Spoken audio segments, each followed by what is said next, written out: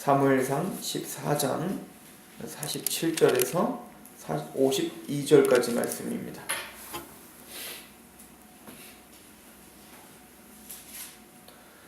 (47절에서 52절까지) 우리 한 목소리로 같이 봉독하도록 할까요? 시작.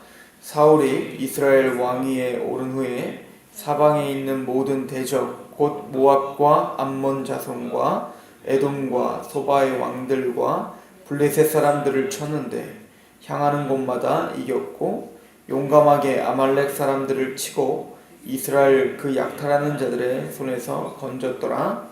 사울의 아들은 요나단과 이스위와 말기수와요. 그의 두 딸의 이름은 이러하니 맏딸의 이름은 메라비요 작은 딸의 이름은 미갈이며 사울의 아내의 이름은 아히노아미니 아미마스의 딸이요 그의 군사령관의 이름은 아브넬이니 사울의 숙부 네일의 아들이며 사울의 아버지는 기스요 아브넬의 아버지는 넬이니 아비엘의 아들이었더라. 사울이 사는 날 동안에 블레셋 사람과 큰 싸움이 있었으므로 사울이 힘센 사람이나 용감한 사람을 보면 그들을 불러 모았더라. 아멘.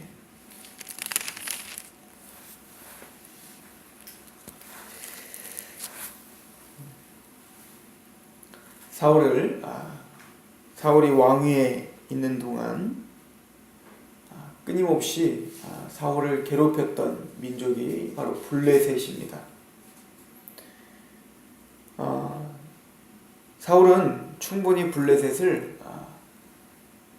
다시는 괴롭히지 못하도록 한 번에 제압할 수 있었어요.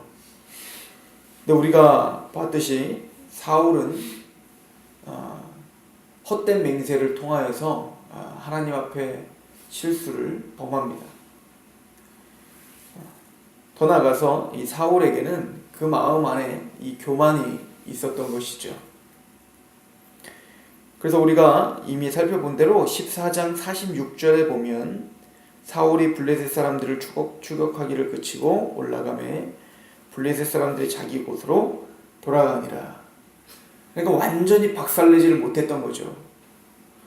하나님은 이 블레셋 사람들을 멸절시키고 그들의 손에서 이스라엘을 완전히 구원시키기를 사실은 결정하셨었던 것을 우리 볼 수 있어요. 우리 10장을 잠깐 한번 가보시겠습니까? 10장 16절에 보시면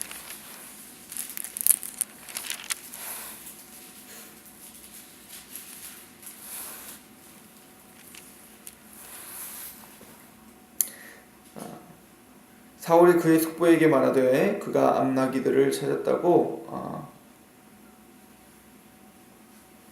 우리에게 분명히 말하더니이다 하고 사무엘이 말하던 나라의 일은 말하지 아니하니라.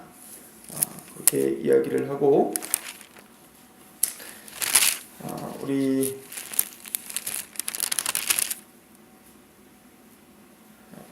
9장이네요. 9장 16절입니다. 같이 한번 읽어볼까요? 시작.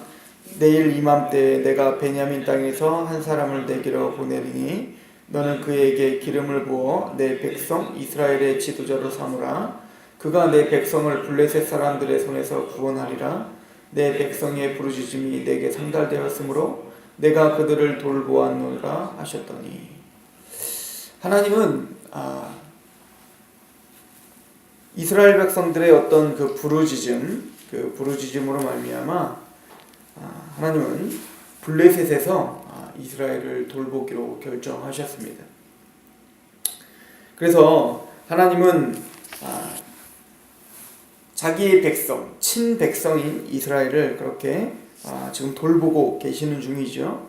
그래서 오늘 본문에도 보면 14장 47절에 보면 사울이 이스라엘 왕위에 오른 후에 사방에 있는 모든 대적 곧 모압과 암몬 자손과 에돔과 소바의 왕들과 블레셋 사람들을 쳤는데 향하는 곳마다 이겼어요. 이것은 사울의 어떤 용맹함과 사울의 어떤 나음이 아니라 하나님이 그렇게 사울을 붙잡고 계시는 거죠.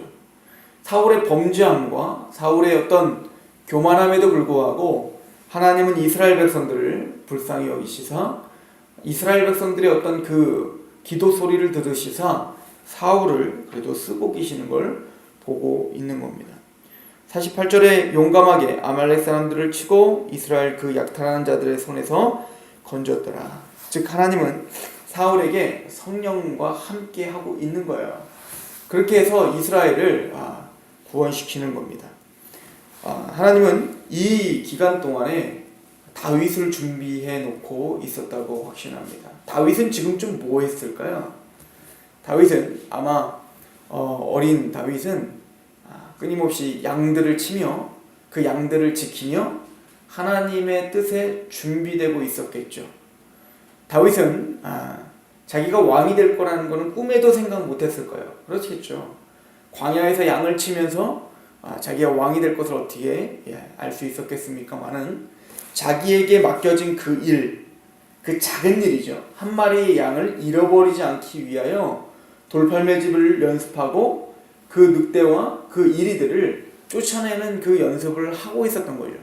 하나님은 그 과정들을 통하여 그때까지 다윗이 때가 찰 때까지 사울을 통하여 그래도 이스라엘을 지키고 보호해주고 있음을 우리는 보고 있습니다. 그럼에도 불구하고 우리가 볼 수 있는 것은 52절을 보면 이렇게 써 있었다는 거죠. 사울이 사는 날 동안에 블레셋 사람들과 큰 싸움이 있었으므로 사울이 힘센 사람이나 용감한 사람을 보면 그들을 불러 모았더라. 저는 이 사울에 대한 이 업적들을 보면서 계속 누구와 비교가 되면 자꾸 다윗과 비교가 되는 거예요. 사울은 보기 좋은 사람들을 불러들이죠. 힘센 사람, 그리고 용감한 사람들만 보면 자기 수하로 막 드리는 거예요. 왜요? 지금 블레셋이라고 하는 그 대적이 자기를 지금 죽이려고 하기 때문에 이 이스라엘을 호시탄탄 노리고 있고 블레셋을 감당할 수가 없으니까 뭡니까? 하나님이 이렇게 자기를 도와주고 가는 곳마다 이기게 해주고 있는데도 불구하고 사울은 끊임없이 누구에 대한 관심이 있죠? 끊임없이 자기 힘으로 뭔가 용감한 사람들, 그리고 뭔가 용맹한 사람들만 있으면, 보기 좋은 사람들만 있으면 자기 수하에 넣는 겁니다. 다윗은 이렇게 하지 않았죠. 다윗은 자기가 찾아다니지 않았고 아둘람굴에 있는데 빚진 자, 어찌 보면 사울 같았으면 전혀 쓸 것 같지 않은 사람들이 다윗에게 오고 있다는 걸 여러분들 보고 계십니까? 다윗은 사울에 의해서 도망을 다니고 있어요. 어찌 보면 사울보다 더 급한 것은 다윗이에요. 많은 용맹한 사람들이 자기 옆에 있어야 되지만 다윗은 어찌 보면 자기 혼자도 지금 몸을 가누르지 못할 만큼 그렇게 힘든 상황인데 빚진 자, 도둑, 강도, 뭐 이런 사람들, 그리고 자기 가족들, 피해서 도망 다니는 사람들이 자꾸 그 아둘람굴에 오는 거예요. 이게 400명이잖아요. 그런데 다윗을 만나니까 그들이 뭐가 되더라? 큰 용사가 되는 거예요. 그런데 사울을 만나면 어떻습니까? 이런 용감하고 용맹한 사람들이 왔는데도 불구하고 사울을 만났을 때는 항상 블레셋에 항상 절절절절 매더라. 이걸 어디서 보면 알 수 있죠? 이제 나중에 보면 골리앗과의 전투에서 보면 알 수 있잖아요. 그 어떤 누구도, 그렇게 용맹한 사람들을 다 불러 모았는데도 그 어떤 누구도 골리앗과 대적하지 못하더라. 성경은 지금 그걸 말해주고 있는 거예요. 이제 그걸 말하기 위해서 지금 준비 작업을 하고 있는 거라고요. 그런데 다윗은 용맹하거나 겉모습이 용맹하거나 그렇게 용감해 보이지 않아요. 용사처럼 보이지 않는단 말입니다. 굉장히 그냥 새님처럼 보이는 그냥 잘생기고 준수한 청년이란 말입니다. 근데 그 청년은 나중에 골리앗을 이기더라. 뭐가 다른 겁니까? 이들은 인간적인 모든 걸 준비했지만 그 중심에 하나님이 없었다면, 다윗은 어떻게 겉모습을 보기에는 전혀 초라해 보이고 모여드는 사람들이 그의 곁에 있는 사람들 다 초라해 보이는 사람들일지만 다윗을 비롯한 그들은 다 용사가 되고 하나님의 놀라운 업적을 세우는, 이스라엘을 이스라엘답게 만드는 그런 놀라운 용사가 된 것. 그 중심에는 누가 있더라? 하나님을 경외하는 마음이 있더라. 사무엘상은 어떻게 보면 그것을 계속 말해주고 있는 거죠. 누가 왕이냐? 누가 왕이냐? 사울은 자기 자신이 왕이라 생각하며 사람들을 자기의 힘으로 끌어모았다면, 다윗은 자신이 왕에 올랐지만 자기가 왕이라고 생각하지 않고 누가 왕이라고 생각한 겁니까? 진짜 왕이신 하나님을 왕으로 모셨을 때 그 진짜 왕이신 하나님이 다윗에게 그 용사들을 불러 모아 주시더라. 우리의 인생 누가 왕이십니까? 우리 인생은 누가 주인이십니까? 저와 여러분들의 주인이 하나님이시라. 저와 여러분들의 왕이 하나님이시라 고백하는 하루가 되시길 소망합니다. 그래서 말을 할 때, 또 우리가 행동을 할 때, 또 사람들을 만날 때, 일을 할 때, 내 군주가 하나님인 것처럼 그렇게 살아가시길 소망합니다. 기도하겠습니다. 눈에 보이지 않고 귀에 들리지 않는 우리의 군주, 그럼에도 불구하고 오늘도 살아계셔서 우리의 마음에 역사하시며 오늘 하루를 주님의 귀한 섭리 가운데 인도하시는 우리의 임금이신 하나님, 오늘 하루를 하나님 앞에 위탁합니다.